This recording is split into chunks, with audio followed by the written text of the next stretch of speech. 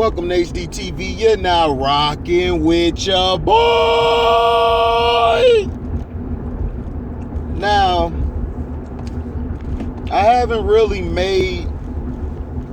Take this off real quick.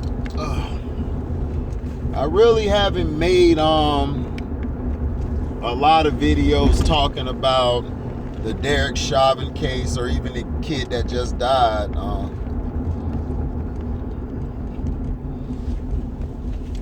Or the kid that just died. I think it was a girl too that died. And to me, it's like this. The only way we're going to have change is if blacks stop killing one another first. And shout out to what Vlad TV did doing the Melly Mel. He interviewed Melly Mel. I think I talked about this on another video. And what he was talking about is that how, talking about the hypocrisy of the Black Lives Matter when you guys don't talk about when blacks kill blacks. It's nobody talks about nothing, nobody bats an eye because I guess it's the norm. But if a cop kills a black person or a white person kills a black person, we're up in arms, we're going crazy. But why aren't we checking when a black kills a black? And that's why blacks kill one another. A movie back in the day called Tales from the Hood. And everybody was looking at it as some of the parts. But the main premise of the movie is black on black crime. And the characters that were in the room talking with the man, they were a part of that black on black crime.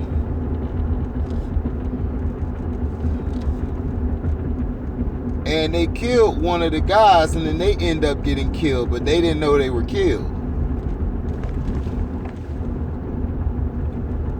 Because it was retaliation, and what he was trying to tell them and others is that it's always a cycle.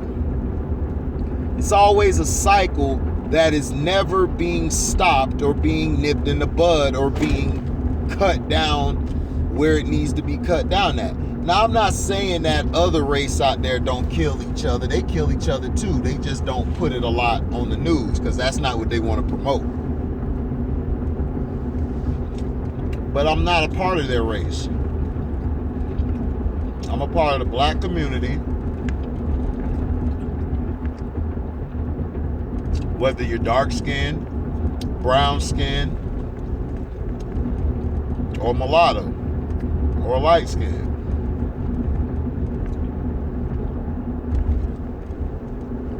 That's a part of our community and something that we need to check at the front door, something that we really need to check.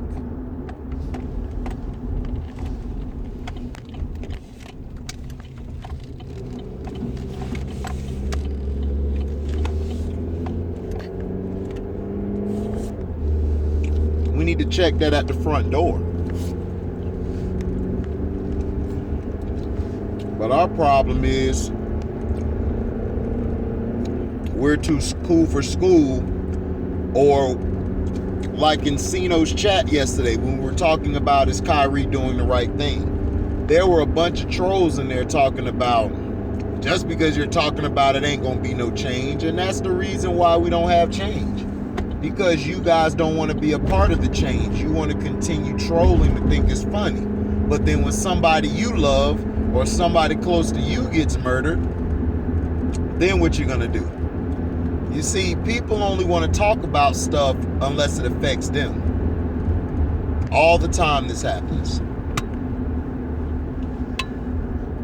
All the time. Asians want to come out talking about we're being mistreated. But blacks have been getting mistreated and continue to get mistreated, but we're the complainers. But them, it's like, oh, it's sad. When every time I go to the hood of projects, I see nothing but Asian businesses. I see nail salons, I see the massage place. I see Chinese food, and we're one of the biggest supporters. If it wasn't for the black dollar, you mother suckers wouldn't be in business like you are. Because if you feel that we ain't worth nothing, then why are you in the hood? Why are you in the areas that mostly has black people? Oh, I know why. We're good enough for you to take our money, but we're not good enough for you to speak up for. Got it. We're good enough to serve and be the help and serve you food, but we're not good enough to sit at the table with you. I got it. I understand it.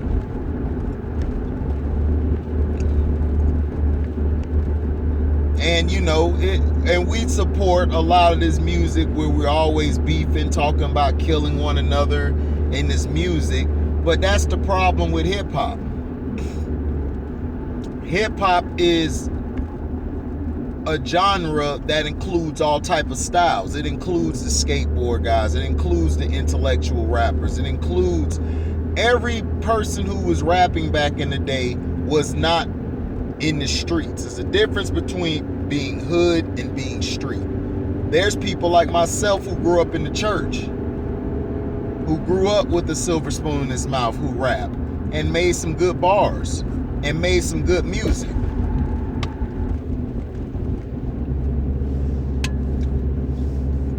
I've made songs that was talking about violence in it.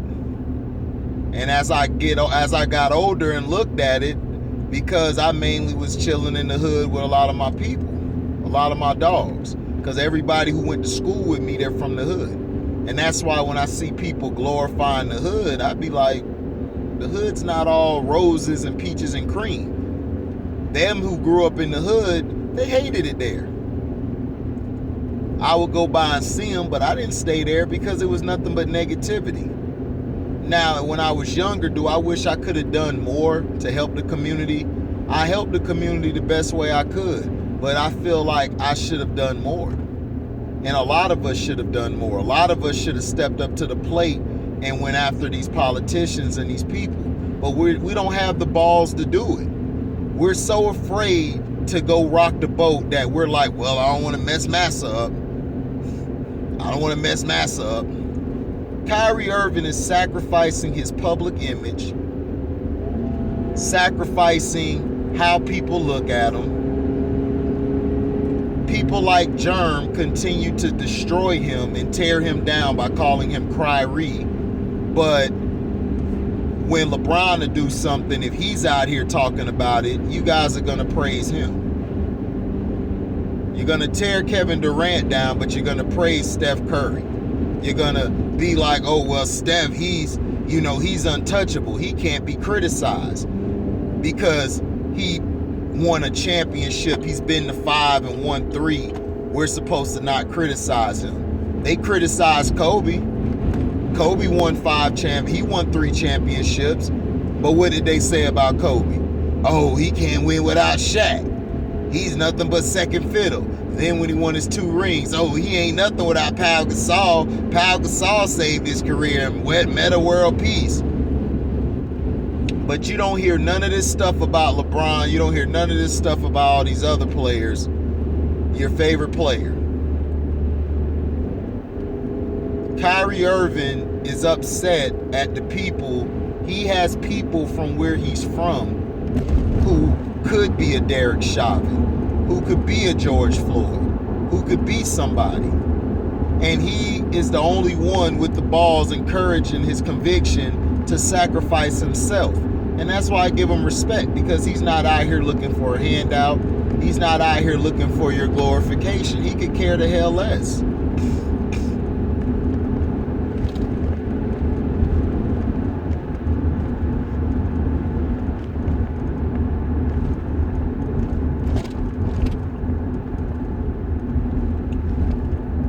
You guys hate Kyrie Irving because he left LeBron James. And my boy Germ, he be like, no, that ain't the reason. Yes, it is, Germ. Stop lying. You hate, if Kyrie would have never left LeBron, he would have stayed and won championships. You would have been glorifying Kyrie. You guys are hypocrites. You and all these people are hypocrites. LeBron James is the most untouchable athlete. He's the biggest token Negro out there. the biggest coon, but you guys don't say nothing because he built the damn school and he gave some kids some computers or something. That doesn't mean that you care or take care of those. That just means that you're just trying to buy your respect. You're trying to buy your activism. That doesn't make you an activist because you went and got some computers for somebody like Colin Kaepernick. Because you kneeled on a knee when you did it just to get out of town. We got to stop following a lot of these entertainers, and we need to clean up the stuff ourselves. Black on black crime is one of the biggest things in not only America but the world, and we're not doing anything about it. It's like it's okay because you know why? If you kill a black man, you're not going to be charged as if you killed a white man, and that's the truth. I did a story on my page about this kid who was going to jail, and he told the judge, a black kid, I'd rather be tried as a white man. Charge me as a white man. And the court just looked crazy. They were about to freak out because it's the truth. It is the darn truth.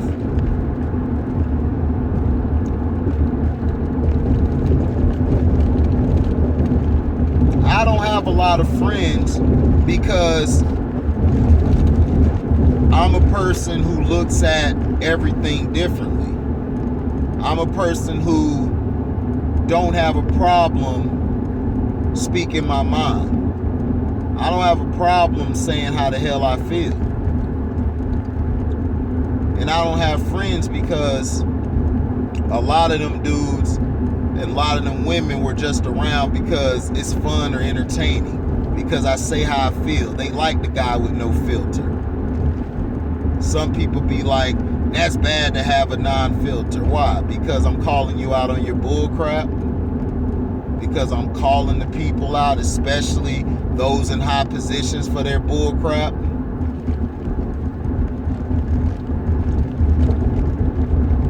And it's tiring. It's tiring to watch the news every day and somebody who looks like you, or even if they're not you, being murdered, but they're a part of your race. And they're continuously being murdered. And by their own people a lot. And to me, I think we're killing each other more than really what the police are doing. And people are going to be like, man, you sounding like a hypocrite, or you sounding, no, I'm sounding like I have a lot of sense because I've seen it all the time. I've seen it.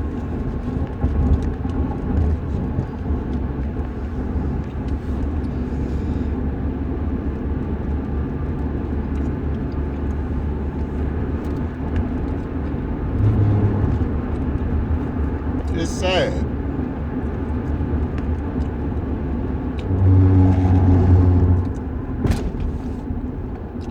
We live in a country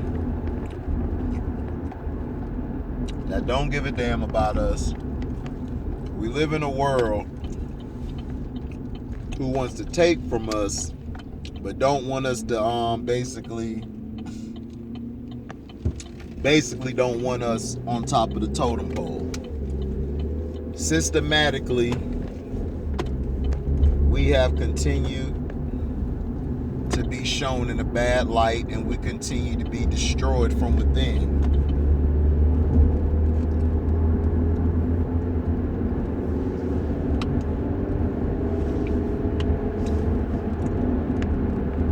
And our problem is we're not making the sacrifices to help one another. All these entertainers need to sacrifice. If they sacrifice, they would have had a lot more stuff done. What if blacks just decided not to go to work or play sports anymore? Do you know how bad the company would be if blacks just decided F all this?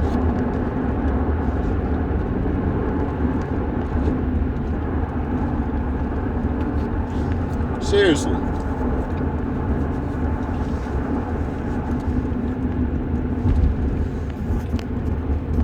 If blacks were to say, F all of this,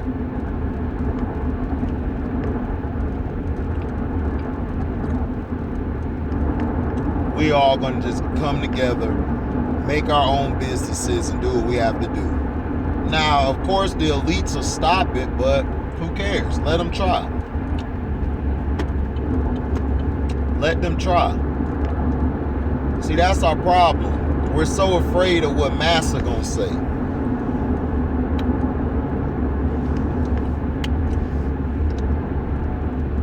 Me, I get tired of working a 9 to 5.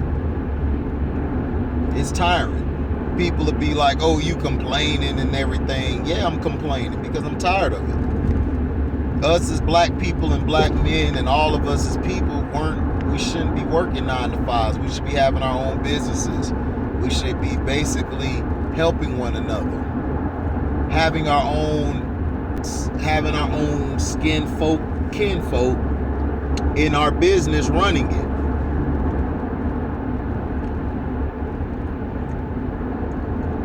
We should have our own shows, our own TV thing, even though Viacom won't let us, but still, we should have our own shows and should fight for it. I'd rather fight for something that could be mine instead of just running with my tail between my legs and just being conservative.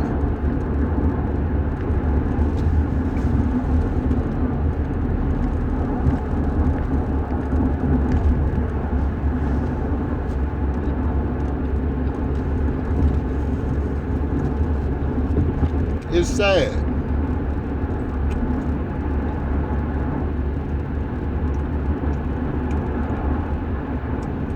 It is sad.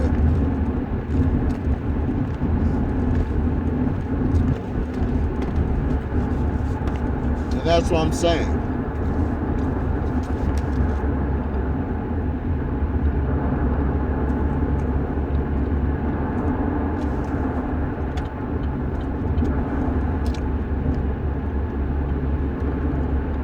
And the media is the reason why a lot of this stuff continues to not work with us. So the thing is,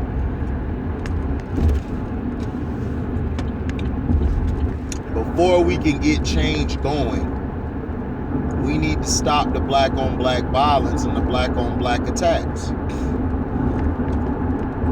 That's the only way we'll get ahead. That's the only way where we'll be able to sit at the table, is get our backyard cleaned up. Get our backyard fixed. Because how are you going to talk about somebody else's house when your house isn't fixed and your house isn't in order? And it's not. We have to start getting these young kids in the trades. So when they're there, they can get better. They can have their own stuff. They can do what they got to do. Even if they don't have a 9 to 5 job, they can make themselves a 9 to 5 company.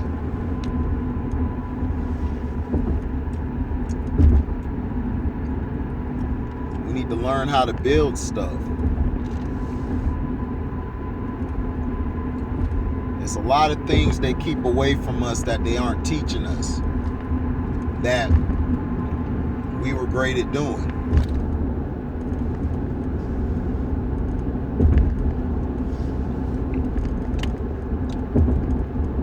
So when you're out there today, man, just have a good day. Be the best you can be. Might drop some more videos today. I think when I get off, I did a video. I think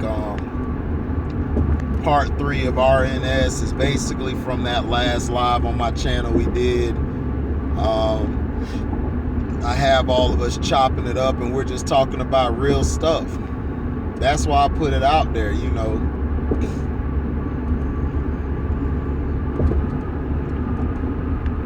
You know, so you guys can hear some of the real topics that we're talking about.